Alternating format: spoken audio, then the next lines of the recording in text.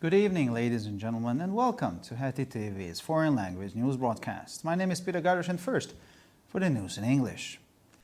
Member of Parliament Laszlo Breuer, the head of Fidelitas, announced the launch of a billboard campaign with the title "Budapest is not a circus." The billboard displays mayoral candidates Gergely Karácsony, Robert Puzsér, and Krisztián Berki, and is entitled "Budapest is not a circus. Don't trust them with the city." Laszlo Breuer said that the opposition is putting Budapest in an increasingly undignified position by nominating mayoral candidates who are unsuitable and unreliable, who don't know the city and how it's run, and who have no achievements.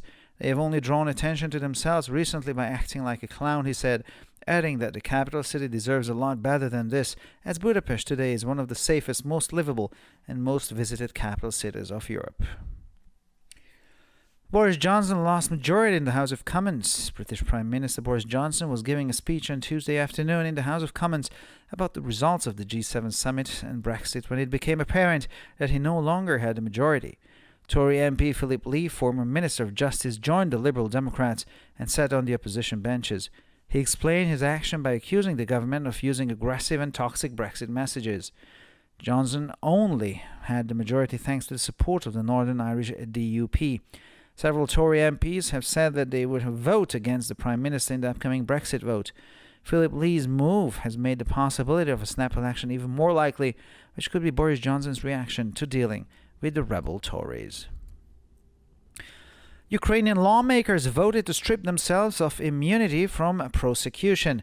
The motion needed a qualified majority to pass, meaning it needed at least 300 votes in the 450-seat parliament.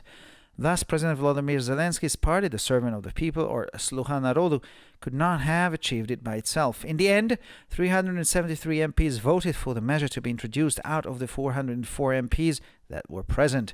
The only party that did not support the motion was the pro-Russian opposition platform For Life.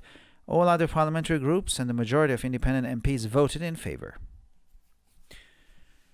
Prime Minister Benjamin Netanyahu and U.S. President Donald Trump are considering a grand presidential gesture on the U.S. commitment to Israel security in the coming days, reported the Times of Israel.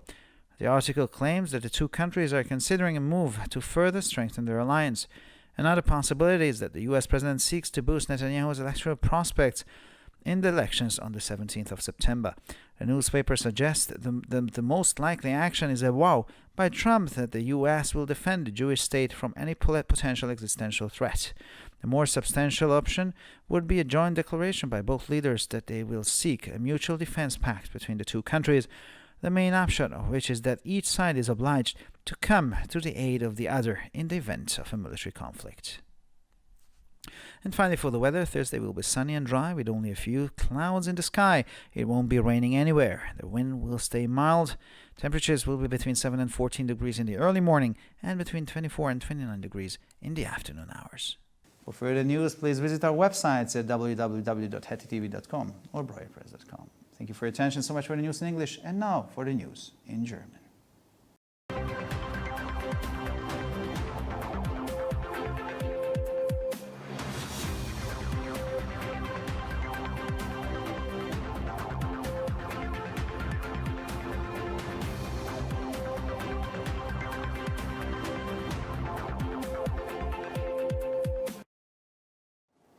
Schönen guten Abend, liebe Zuschauer. Mein Name ist Peter Gardisch und nun zu den Nachrichten auf Deutsch. Der Parlamentsabgeordnete Laszlo Breuer, der Leiter von Fidelitas, kündigte den Start einer Plakatkampagne mit dem Titel "Budapest ist kein Zirkus" an. Die Plakate zeigen Bürgermeisterkandidaten Gergely Karácsony, Robert Puzsér und Krisztián Berki mit dem Titel "Budapest ist kein Zirkus, vertraue ihnen nicht die Stadt an". Laszlo Breuer sagte, dass die Opposition in Budapest in eine zunehmend unwürdige Position bringe, indem sie ungeeignete und unzuverlässige Bürgermeisterkandidaten nominiere, die die Stadt und ihre Funktionsweise nicht kennen und keine Erfolge vorweisen können.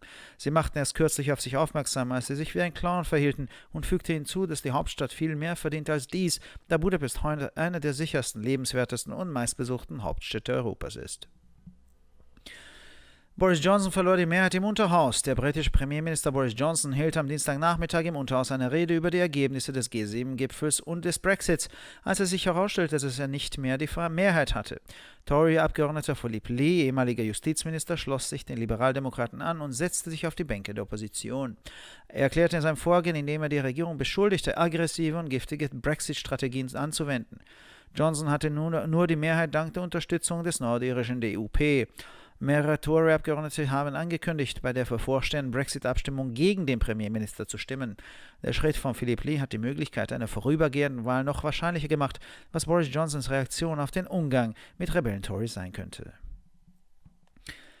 Der ukrainische Gesetzgeber hat dafür gestimmt, sich der Strafverfolgung zu entziehen. Für die Annahme des Antrags war eine qualifizierte Mehrheit erforderlich, was bedeutet, dass im Parlament mit 450 Sitzen mindestens 300 Stimmen erforderlich waren. So hätte es die Partei von Präsident Volodymyr Zelensky, der Diener des Volkes, oder Sluha Narodu nicht allein schaffen können.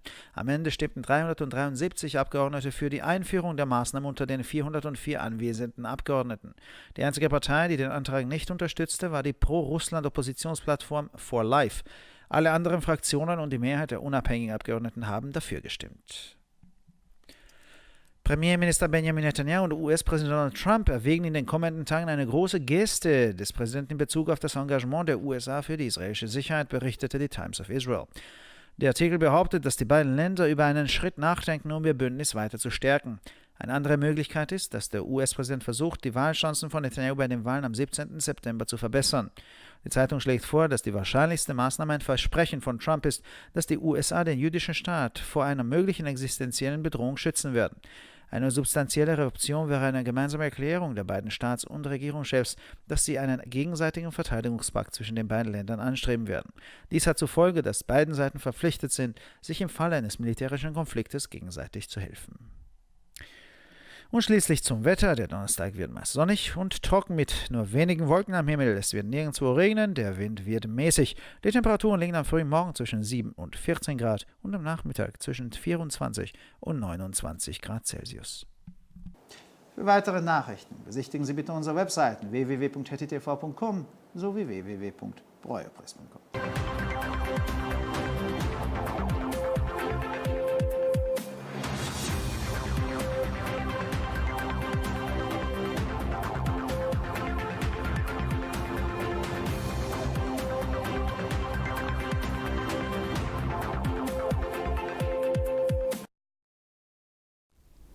שלום וערב טוב, כאן ציפי בוכמן וילדבאום עם החדשות בעברית.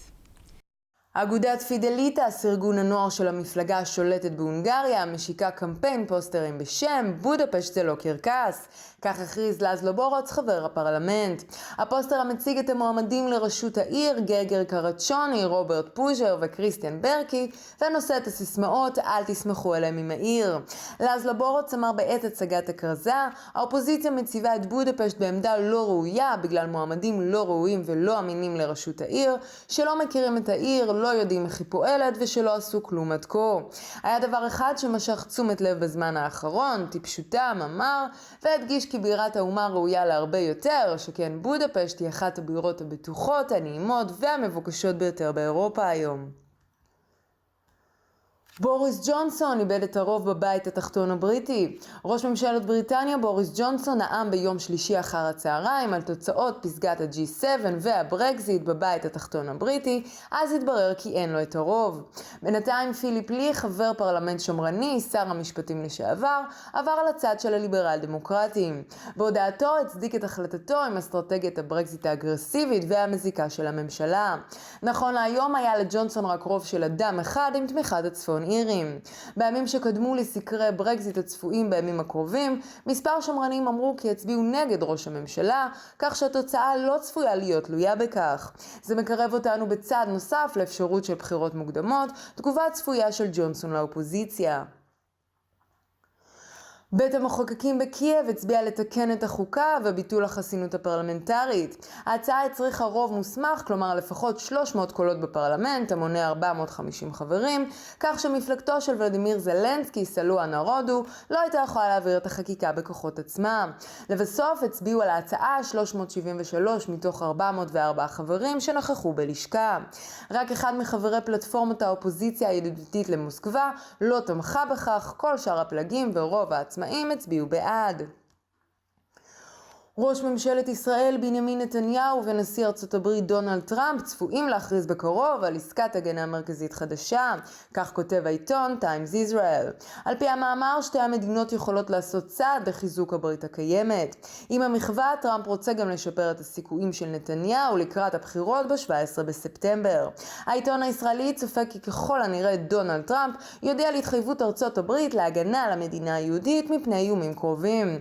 הנחה נוספת היא שהצהרה משותפת יכולה לעשות על ידי שני המנהיגים, מה שמוביל להסכם הגנה הדדי, ושתי המדינות מתחייבות לסייע אחת לשנייה במקרה של מתקפה צבאית על אחת מהן. ועכשיו נעבור לתחזית מזג האוויר. ביום חמישי נוכל לצפות למזג אוויר בהיר ויבש בכל רחבי הונגריה עם מעט עננים בשמיים. גשם לא צפוי באופק והרוח תישאר חלשה ומתונה. עם שחר נוכל למדוד 7 עד 14 מעלות ואחר הצהריים צפויים בין 24 ל-29 מעלות. לחדשות נוספות, אנא בקרו באתרי האינטרנט שלנו HetiTV.com וBreuerpress.com.